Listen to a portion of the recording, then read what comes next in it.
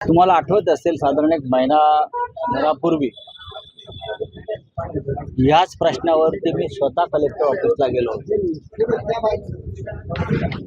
या रिंग रोडसाठी जमिनी जबरदस्तीनं ताब्यात घेण्याचा प्रयत्न झाला शेतकऱ्यांच्या विरोध असताना, आणि सकाळी घरात घुसून वृद्ध महिलांना मारहाण केली. त्या अधिकाऱ्याचं नाव काय? पवन दत्ता. IAS अधिकारी हातामध्ये दंडुका घेऊन दहशत निर्माण करतो हे मी इतिहासात प्रथम पाहिलं. आम्ही कलेक्टर ऑफिसला गेलो. तिथे माझं महसूल मंत्री बावनकुळे यांच्याशी चर्चा झाली. इकडले जे कलेक्टर आहेत त्यांच्याशी चर्चा झाली आणि त्यांनी सांगितलं की जबरदस्तीनं असा प्रकारचा कोणताही आम्ही प्रयोग करणार नाही. तरीही आज मी पाहिलं की सगळे शेतकरी आणि त्यांचे नेते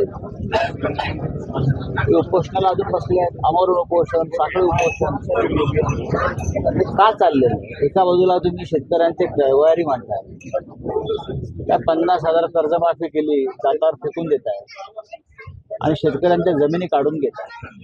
कोणासाठी? तर बिल्डरांसाठी. भारतीय जनता पक्षाला देणग्या देणारे हे बिल्डर आणि त्या भागात ज्यांनी जमिनी खरेदी केल्या ते IAS आणि IPS अधिकारी मोठे, त्यांच्या जमिनींना भाव मिळावा म्हणून हे रिंग रोडचा घाट घातलेला आहे. माझ्याकडे संपूर्ण यादी आहे 7-12 सह किंवा त्यांच्या कागदपत्रांची. आता जर मी नावं वाचली तर मोठे भूकंप होते. असे या राज्यातले बडे अधिकारी त्यांनी या जमिनी तिथे 40-40 एकर 50-50 एकर जमिनी आधी घेऊन ठेवल्या. मोठे अधिकारी आहेत. अक्षरशः भूकंप होईल.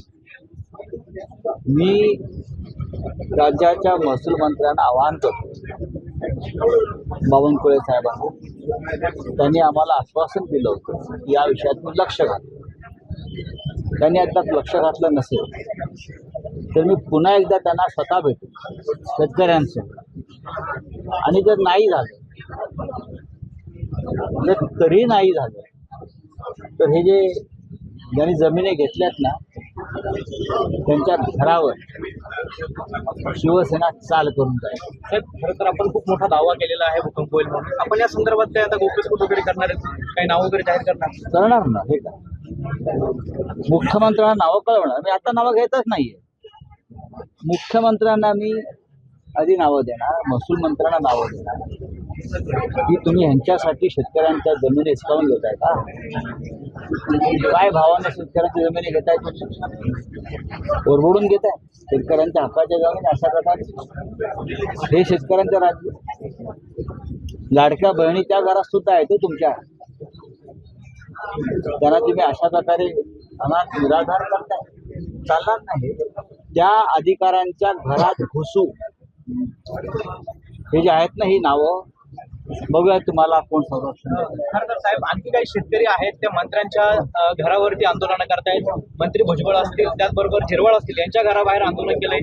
हेच रिंग रोड बाधित शेतकरी आहेत, त्यांचा देखील भूकंप. आंदोलन व्हायलाच पाहिजे. हे सरकार इतकं निर्धावलेलं आहे. तुमच्या गाड्या अडवायला पाहिजे त्या मंत्र्यांच्या. तुम्हाला बाकी सगळे उद्योग करायला वेळ आहे, राजकारण करायला वेळ आहे, विधान परिषद निवडणुकीमध्ये पैसे खर्च करायला वेळ आहे, पण शेतकऱ्यांचं ऐकून घ्यायला वेळ नाही, त्यांच्या जमिनी वाचवायला वेळ नाही. राज्य करताय कशा?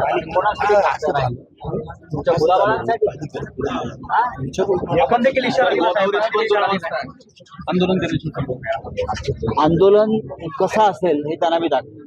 साहेब, एकाच ठिकाणी शेतकऱ्यांच्या जमिनी 2 रस्त्यांमध्ये जाते. नॅशनल हायवे आहे त्याच ठिकाणी आणि त्या ठिकाणी रिंग रोड पण जातोय.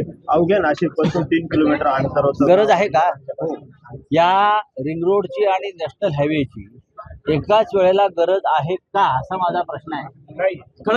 गोदावरी नदीची देखील या ठिकाणी पाहणी केली. बघा नदी, बघा पहा नदी पहा. गोदावरी ना किती वर्ष चाललंय काम त्या गोदावरीवर, आणि तिकडे मोदींच्या गंगेवर किती हजार 28,000 कोटी रुपये आतापर्यंत खर्च झाले. जाऊन बघा.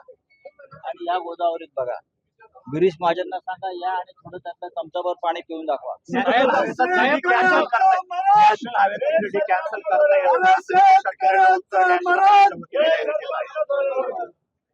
ही भूमिका चुकीची आहे. साहेब, खरं तर गोदावरी नदीची अशी दयनीय अवस्था आपल्याला पाहायला मिळते. आपण पाहणी केली, मात्र आपला पक्षाचे कार्यकर्ते वगैरे कोणी या संदर्भात प्रशासनाच्या विरोधात लढायला तयार नसल्याचं पाहायला मिळतंय. आंदोलन करताना दिसत नाही आहे. ही चुकीची भूमिका आहे तुमची. आंदोलन करून काही होत नाही. सरकार हे सरकार इतकं गेंड्याच्या कातडीचं आहे, निवडावलेलं आहे. या सरकारला आणून या गटारगंगेत बुडवायला पाहिजे.